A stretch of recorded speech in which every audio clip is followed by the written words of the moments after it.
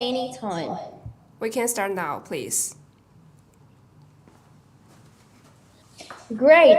So I'm here with Benjamin. I have the pleasure to interview you. I have met Benjamin in the NFT Summit 2022. Again, he has an outstanding background on the NFT space. And I'm pretty sure that a lot of people will find this conversation really interesting because we're going to go through his personal story as well as some recommendations from his side on how to succeed in the space. So Benjamin, what about a brief introduction about what you do, about your how you came so far, and where are you at the moment in the space? Yes, so hi, my name's Benjamin. You can just call me Ben, and I'm a 13-year-old schoolboy from London, fascinated by the world of NFTs and cryptocurrencies. So I've always had a background in coding from a young age. I think I was about 5, my brother was 6. My dad, he's a software developer by day. He would come home, bring out his laptop and start coding. And me and my brother would just sniff around out of curiosity to see what he was doing. And he noticed we were quite intrigued by what he was doing. So he got us set up with laptops. We started coding originally just a small, little fun learning experience. But over the years, we got a lot more serious. And my dad started us off on a daily coding regime. So every day we do a coding challenge. And I still do that to this day. And early last year, back in January, I got an introduction to Bitcoin and Ethereum. And I kind of went down the NFT rabbit hole because I heard that my dad's friend, he bought an NFT called a Rare Pepe for $27,000. And I was instantly intrigued and fascinated that someone was willing to spend this much money on a JPEG. So I started researching, and I didn't want to sit on the sidelines. I wanted to get in the space, get in there, get involved. So I launched my first collection, didn't sell any, and I wasn't intending to sell any. I manually uploaded 40 of these different NFTs to OpenSea, and it was a great learning experience. But I then wanted to do a generative art collection. So I then launched a second collection, which consisted of thousands of NFTs called Weird Whales. And the collection just took off. It went viral on Twitter. People were connecting with my story and buying these whales. And since then, I've spoken at the University of Oxford, and I'm here today to talk about my story. Great so far. What about the, how would you describe an NFT to someone that hasn't even started in this space? Yeah, so an NFT stands for non-fungible token. Everyone understands the non and the token part, but they struggle with the definition of fungible. So fungible means an item can be replaceable.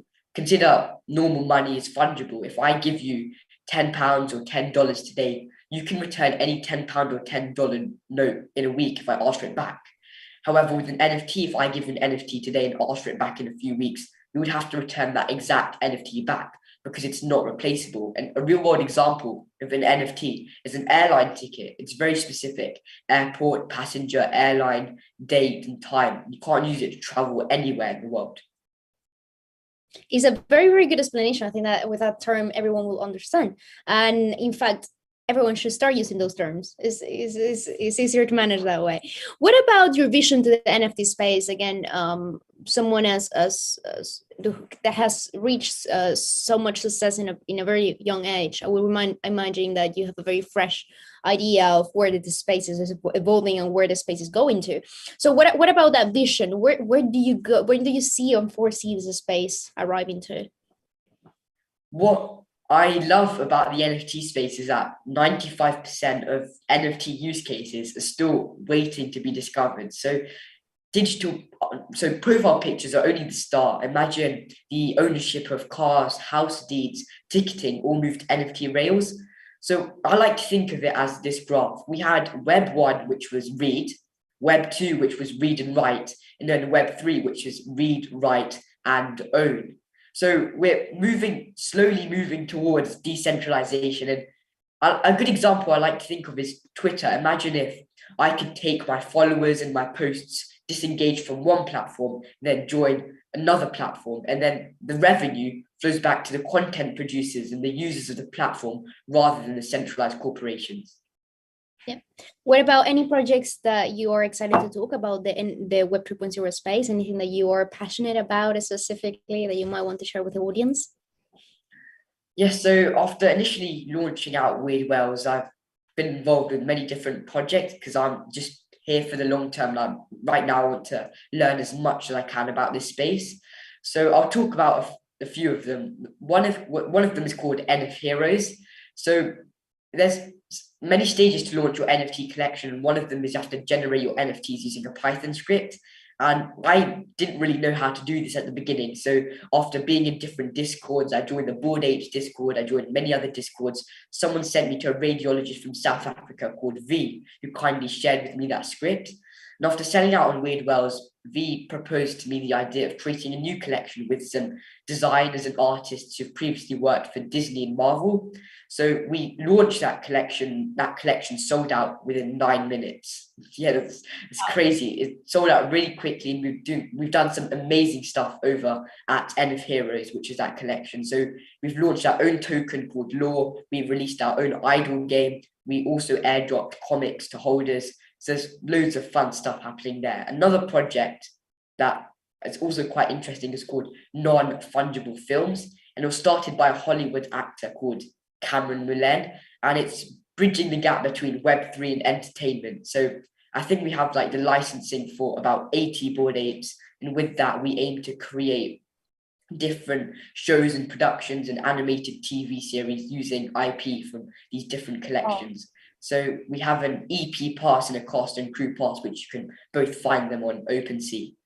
And the last collection is more of a charitable collection. It's called Work in Fintech. And since selling out on Weird Wells, I understand that not everyone has the same environment and the same learning and the same opportunities as me. So I want to bless those opportunities with other young people. So Work in Fintech is like a bridge. Many people leave university, but they're not really sure what to do with their life.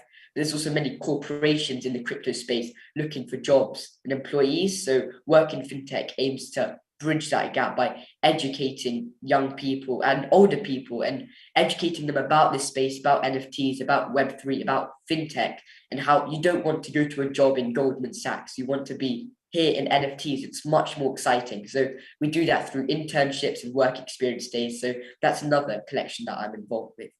I love that one. I came from traditional finance myself, and I can say that this is a pretty exciting space to be. Yeah. I would say for the ones that want to know more about your collection, where is your collection placed? In which marketplaces do you publish your collections? Yes, so you can find NF Heroes, which was the one with the designs from Marvel, that's available on OpenSea. We've traded around $8 million on that collection so far throughout the secondary market. Non-fungible films, you can also find their collections on OpenSea. Work in fintech, we have NFTs, but we sell them to corporate clients rather than consumers. So the money we raise from these NFTs that we sell to corporates, we then use to educate people for free, and we take no profit from that. Understood. I'm gonna take that note. I'm gonna share with my audience as well.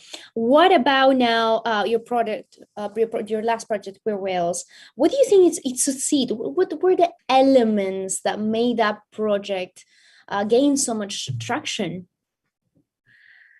Yes, so I've thought about this a lot, as there's many other collections with better resources and better marketing tools, yet they didn't really take off in the way Weird Wells did. And with art, it's always about the artist, the story behind the art, or the provenance. For example, there's a painting called The Bridge by Robert Ryman. It sold for $20.6 million, and it looks like a blank white canvas. So it's easy to say, I could do that, but you didn't.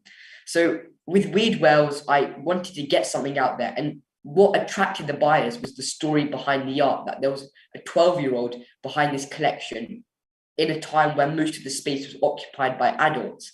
So the 12-year-old and me as a young person getting into the space so early attracted the buyers for that collection. And there's all these different reasons for other collections. For example, if we look at most famous collection out there, Bored Ape Yacht Club, there's 5 reasons why I think they took off. One was the launch price was reasonable at $200.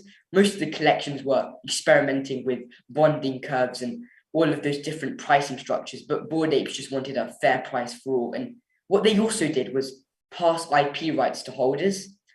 And they had an organic community with no paid promotions or any celebrity endorsements. So nowadays, if you've got a celebrity shilling a product, shilling an NFT collection on their Twitter feed, it's usually seen as a red flag, and Bored Apes have none of that. And another thing they had was playful aesthetics, and they had a story that resonated with the crypto space, which was crypto OGs, which got insanely rich but had loads of time on their hands. So Bored Apes wanted to create a membership club and community. And finally, they had a really highly competent team. So I learned something recently that if you held a Bored Ape since mint, which was a 0.08 ETH mint price, and then you collected all the subsequent airdrops like the dogs and the mutant apes, and also the ApeCoin token, you'd be sitting on a return of investment of $500,000.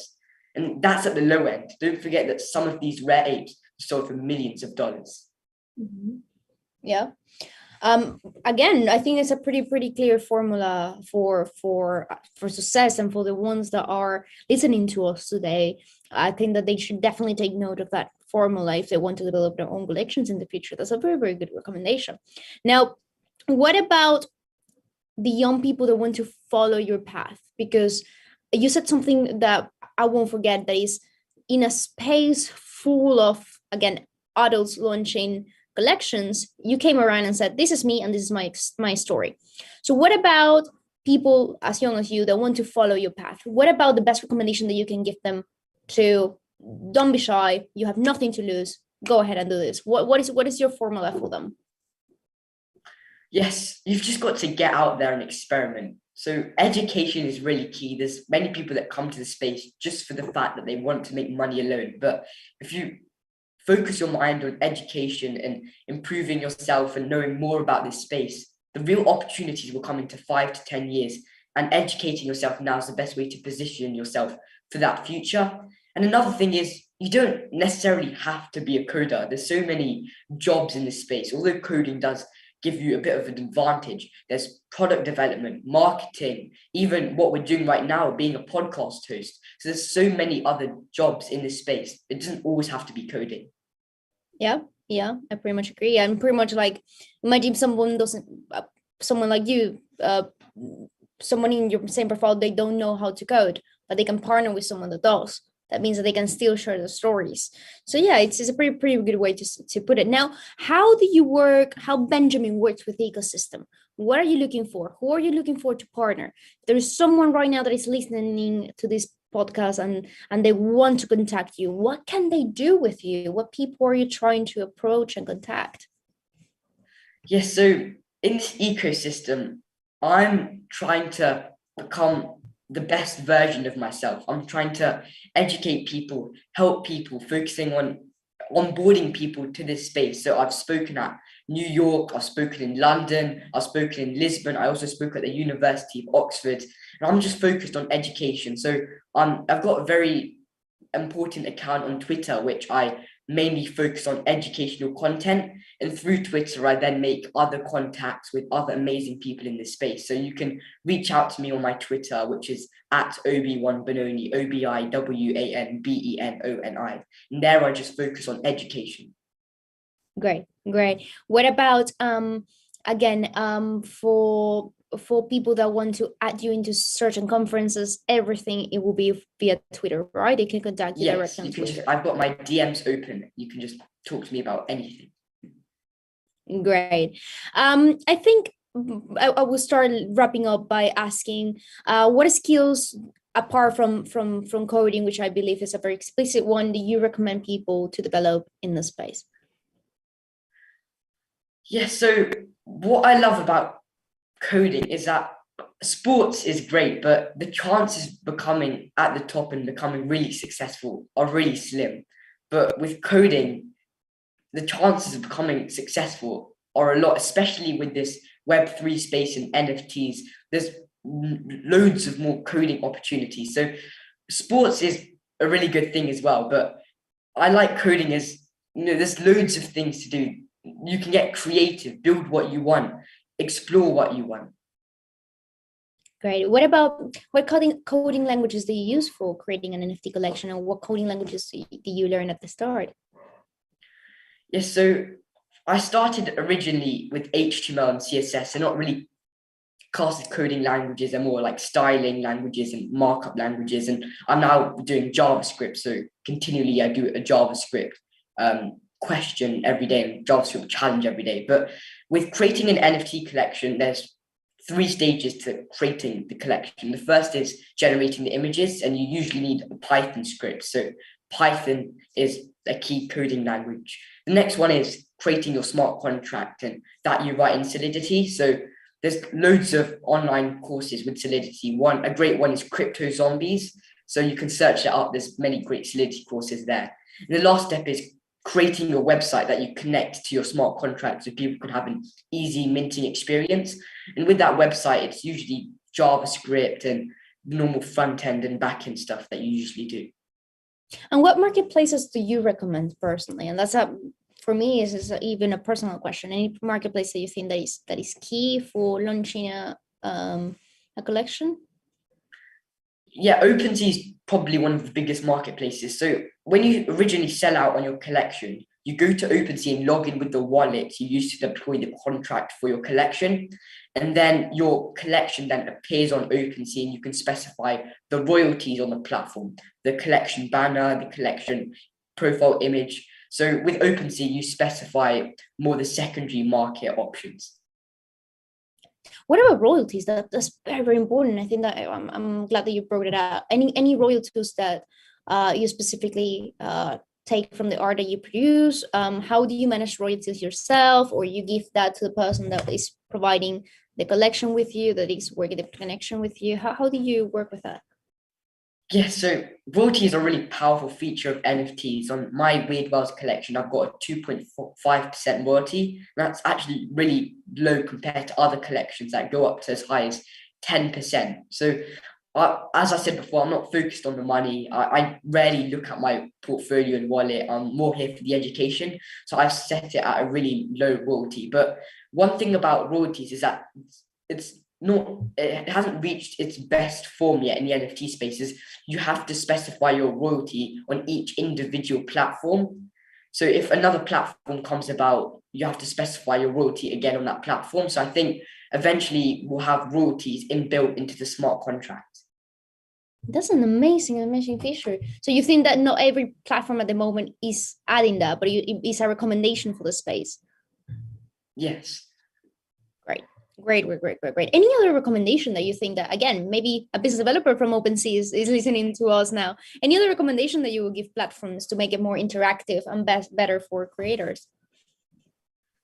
Yes, so one thing I don't like about Web2 platforms and centralized platforms is that the support system is not really that good. I recently had a bit of a situation with Twitter in which my account got locked for age issues. I submitted all the relevant docs. So the account was passed to me on my 13th birthday. It was originally managed by my dad. But the thing is, we couldn't get through to a real person. If we were able to get through to a real person, we would be able to explain the situation, and they probably would have understood and restored our account. But due to that support system, and it was just automated, full of bots, my account got deleted wrongfully, in my opinion. So I had to start again from scratch. And that's also another great example of how in Web2, we own nothing. It's just the centralized platforms that own our data and capitalize on our data to make money. And you couldn't recover your account?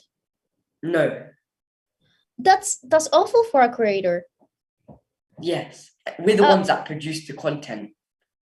And of course, and what about what is going to happen next? Like, I cannot imagine your account fully down. I mean, there certainly must be a way. You haven't been able to reach a concrete person in the platform.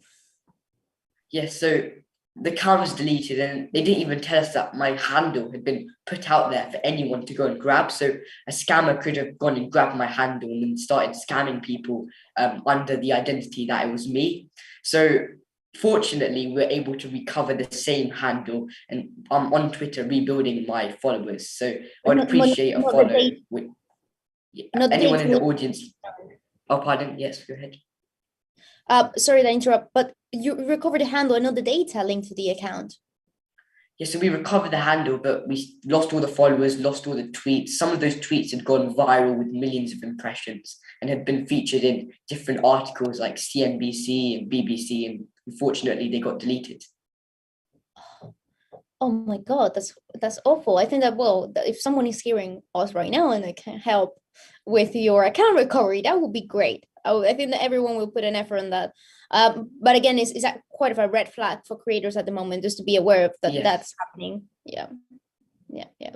Great. So those are the two recommendations, more like the royalty side of NFTs, and now again the 101, I would say, on customer support. Anything else that you would like to recommend for the space to become a lot better?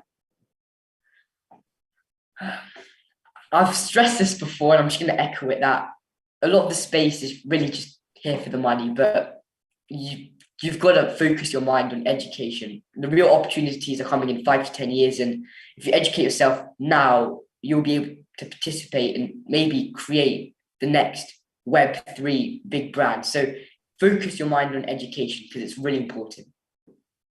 I really like it, and I love the way you're projecting Web 3.0 to happen. And I think that one thing that everyone take out of this webcast is, again, don't stop learning. There is still a lot of opportunities out there to take. I think from now, what I will do is recommend people to contact you. Anyone that wants to launch a collection, anyone that want to have someone like you on a stage in their conference, I truly recommend Benjamin. Again, I was able to hear him in the NFT Summit last week in London, and it was outstanding. So I think that we can start wrapping up by just asking Benjamin, how can people contact you? Will be Twitter 100%, right? And collections will be on OpenSea. Yes, so the collection's on OpenSea, and you can contact me on Twitter, which is at OB1Benoni. So it's OBIWANBENONI. As you can tell, I'm a big fan of Star Wars. Great. So again, I'm happy to have you here in Huobi Live. I'm pretty sure that a lot of people will find your story interesting, and they will contact you personally. From my side, I can just leave the door open for you to be part of this program again in the future. Anything that you need with Huobi in general, we're here to help you. And yeah, all the best for your journey. I cannot wait to see you to succeed in this space. I'm pretty sure you will arrive so far, and I'm encourage people that is listening to you to take the same path and listen to your advice and your formulas, that you gave pretty good formulas, by the way. So yeah, all the best. Thank you for having me. Okay, bye. Thank you for everyone to hearing us.